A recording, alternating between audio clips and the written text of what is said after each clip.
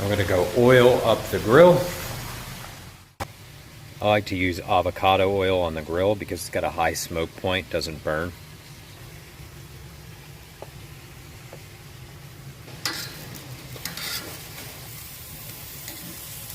This is to make up for the guilt of having hot dogs. I feel like I need a consolation vegetable, so carrots is what I had.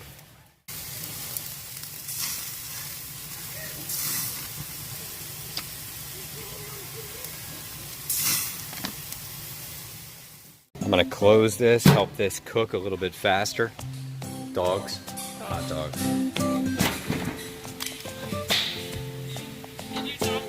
Got some good blistering back here.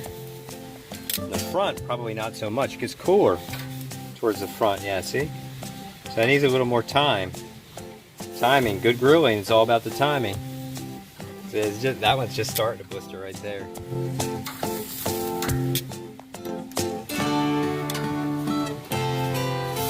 Onions cook pretty quick. I gotta move these carrots up. Top rack, get them off the heat. See what they look like on the other side. Pretty nice. They're about done. They could use a softened because we got some good char on the outside, but not so much. But they're still real firm. So now the big carrots need a little more work. I'm gonna keep those down in the heat source. Over here. Again, I don't necessarily pair carrots and hot dogs, but that was the vegetable that won. So that's what we're doing. All right, so onions are coming off. They're gonna go up top because they're done. I can feel them. See, they get like this, man. They're definitely, that's it. So I'm looking for those dogs to blister up too. You can see it starting to happen. Right here, underneath of that one. Hey Sharon, can you go grab my buns? See, look at that. That's exactly what we're looking for. Right there. And you don't want to mess with them because you need to get the internal temperature hot enough, right? So people, they flip their food, they roll their food, right? And then the food, what happens? It cools down on the top. It dries out. You know, if you want to maintain any level of integrity in your food, give it some time to cook. See, these aren't cooking as much as these because the heat is in the back, obviously. So I'm going to move these in the back. I'm going to move the ones that are cooking to the front.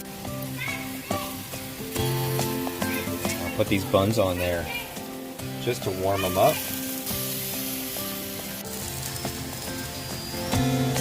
Now you can see on this one, it's starting to split right there. This is the point where you start losing juices, you know, so it's not quite as critical in a hot dog. I find that it's very difficult to overcook a hot dog. It's easy to undercook it. What's worse than an undercooked hot dog? I don't really know. I don't know if there is anything worse. No, those like boiled hot dogs, people do this. This is like a thing, they boil. You ever done this? You ever eaten a boiled hot dog, Sharon? Huh? Why would anybody do that? What's the point? How do you know when it's cooked? Just char it till it's dead. This one's starting to split too.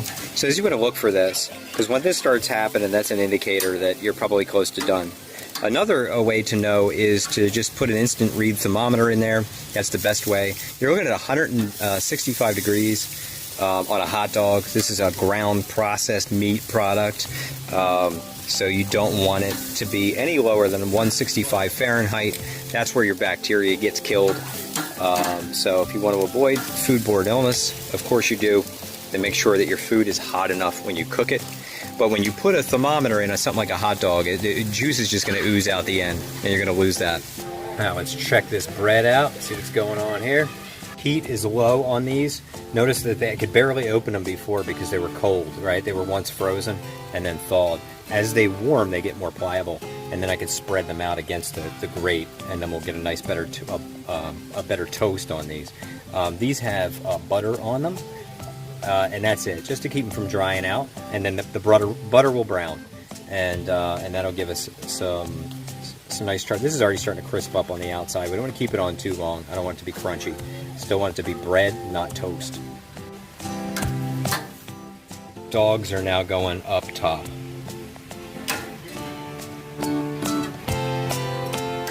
They are done. Everything's done, ready to go. Just need our mustard. We're ready to eat. There we go. And I'm just going to move it to the cool side. This is what we're looking for. Just some subtle grill lines, a little bit toasted. There's some little char going around the edges. That's nice bread right there. It's firm. It's a little bit crisp, but still soft. I was going to take the carrots off, take the onions off. Okay. A little bit of olive oil.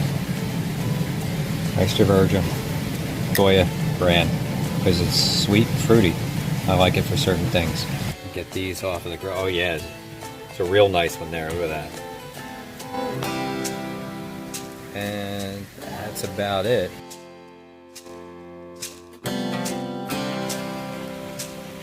Good dog, huh? I was cooking the dogs on the other grill. Sharon decided to come out and throw some purple sweet potatoes on the other grill so that she didn't have to do it later for tomorrow, right? So this is all, these are looking good. These are all ready to go. That way it doesn't heat the house up. So here's a cooking tip for you. Here's a cooking tip for you. After you're done cooking something, objectively taste it. Don't be biased and think that it's amazing because you cooked it. Think about it objectively and take note to what you would change or improve about that dish before you make it again. Next, what did you see? That was a dragonfly like the size of a pterodactyl. So, and then write it down, and even something simple as like a hot dog. I don't care if it's a peanut butter and jelly sandwich. No matter what you're making can always be better, but it never will be if you're not paying attention, So pay attention to what you're cooking and what the outcome was. Like in this case, and I've been doing this for decades now. I've been cooking most of my life and cooking professionally for probably 3/4 of that time. And I still learn every single time. So in this case, I would say that the buns really outsized. Are you okay? We got gnats? Just brush them away. So the bun, there was too much bun to the dog. Small dogs, these aren't Chicago style hot dogs here. Small dog, big bun. That's a problem. So what's the solution? Double dogs.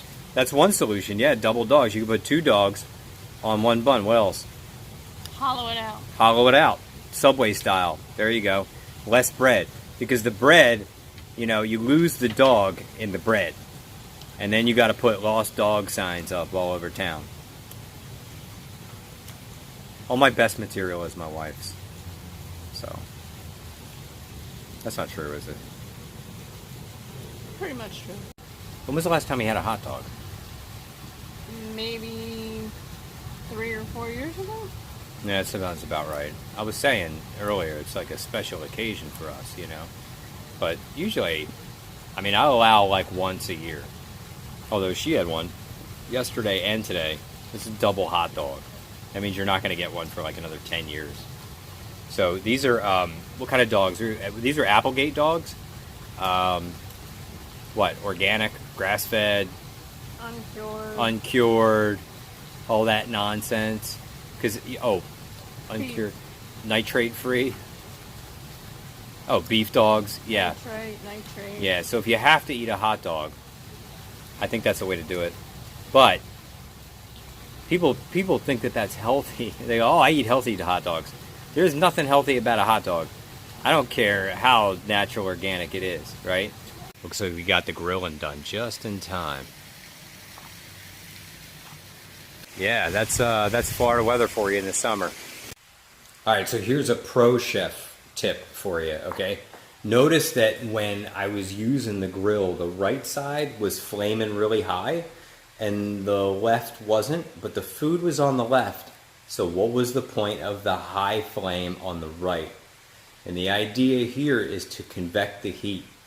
Heat rises, convects under the lid, pushes back down, cooks the top of the food on the other side, while the other food is more exposed to the direct heat source from underneath.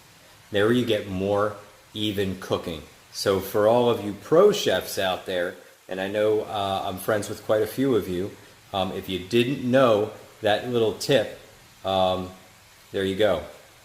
I discovered that one kind of by accident. A lot of testing went into figuring that one out.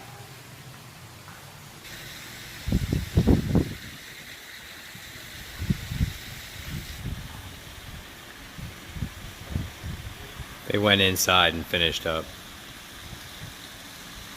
It's a little windy out here.